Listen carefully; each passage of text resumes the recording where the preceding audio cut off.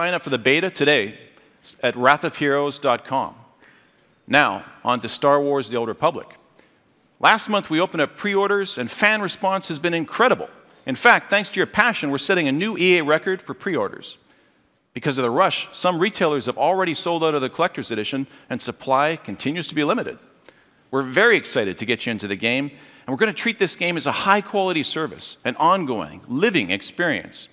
Our goal is to help set a new standard for an MMO launch.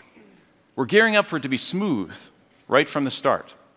So far, thousands of gamers have been in early testing, and the feedback has been great. Story is proving to be a real differentiator and a game changer for the genre. Let's take a look at one of the thousands of cinematic sequences in The Old Republic, this time in German for Gamescom. Hört auf zu kämpfen, Padawan. Euer Leben war in dem Moment vorbei, als ihr hergekommen seid. Weil der Orden sich entwickeln muss. Und ihr seid schwach. Wer ihr auch seid, tretet von diesem Padawan zurück. Ihr seid gefährlich. Ihr habt meine Soldaten getötet.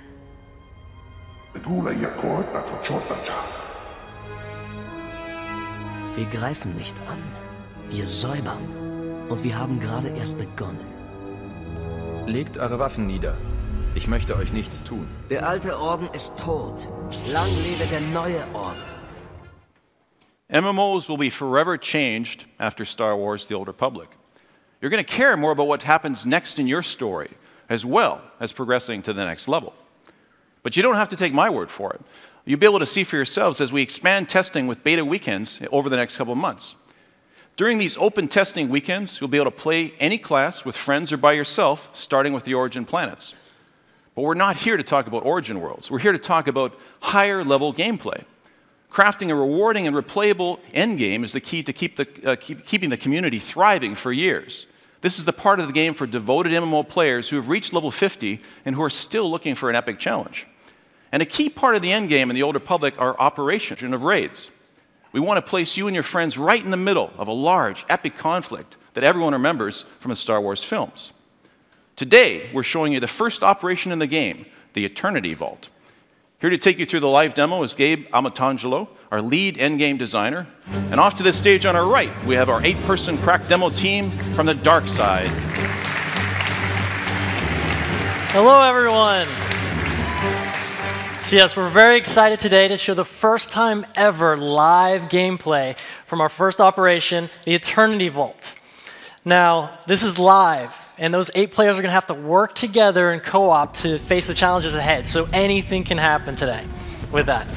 But first, I want to say operations are for 8 to 16 players to get together to face the greatest threats in the galaxy. Now, it's varying difficulty modes, so it can be easy for the casual player and those not familiar with MMOs, and at the same time, offer a challenge for the hardcore players. So, going right to the action, here we have the players.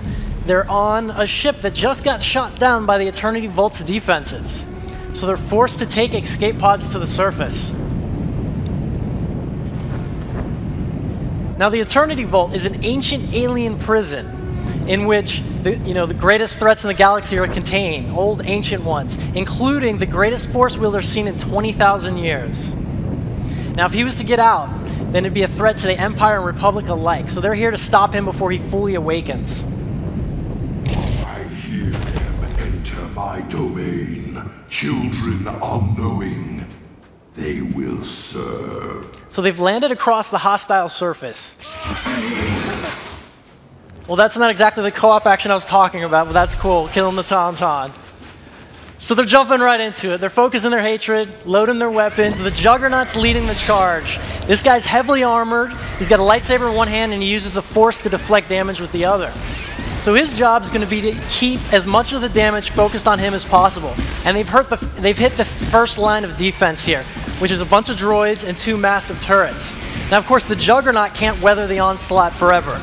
So we've got an agent operative acting as medic, applying some med packs from a distance. The turrets, though, are aiming at various different members of the team. So the Sith Inquisitor over there is helping out, helping numb their minds from the pain, and also offering up some Force shields. Well, those turrets got to be taken out because they can't last forever. So we've got the bounty hunters over there. We've got one over there, the Power Tech. Advanced prototype. He's got a bag of tricks, much like Jango Fett. He's got grappling hooks, he can pull enemies in. He's got jetpacks, he can get into range. He's got EMPs. So he's working on that there. The other bounty hunter, a different specialization, mercenary, arsenal specialization, all about doing damage. Has missiles, iconic Boba Fett, death from above move going on there. She's attacking the vulnerable points in the turret. And they got it down. Good job, team. All right. Now they can shift some of their resources from defenses to offense to get ahead of these droids that keep landing. And so we've got the Sith Assassin. He's double-bladed, wielding a double-bladed lightsaber, rather, much like Darth Maul. And he's got force pull, so he can help pull them into range and gather them up. Looks like the Juggernaut's doing a good job with it there. And the Agent Operative can call in an orbital strike when they're all gathered like that. He radioed it in. If there's anything left, the Sith Inquisitor can finish it up with a Force Lightning.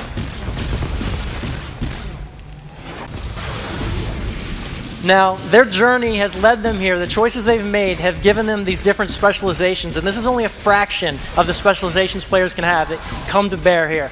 And we've got the other turret, the last turret they're on. They've got the Lethal Marauder there, wielding a lightsaber in both hands.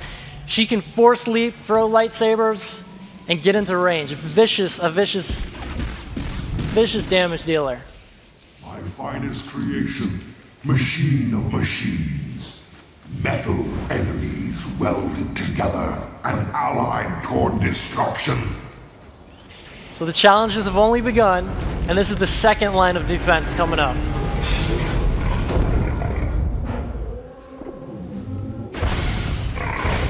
Unauthorized life forms detected. So the Juggernaut and Assassin jump in there. This guy is Annihilation Droid XRR-3, formerly used to wipe out civilizations, reprogrammed to help contain the Eternity Vault. And he packs a punch. I have been armed with 24 distinct weapons technologies. All right, the team's been doing good, but it looks like some of them are getting defeated now, so we'll call it there. But good job, team, getting to the second line. All right. And with that, we're going to show you some other combat gameplay seen farther in the Eternity Vault. Thank you.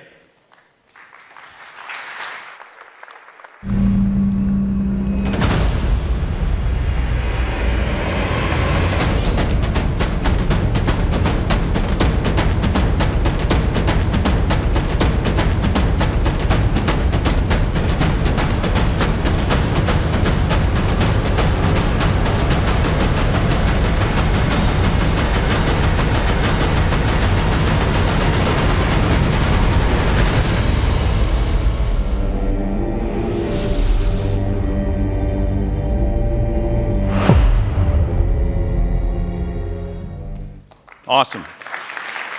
Thanks, Gabe. Great job, team. Now, let's jump into Mass Effect 3. Mass Effect 3 is a classic, high-octane, alien invasion adventure, except it's deeper, it's bigger, and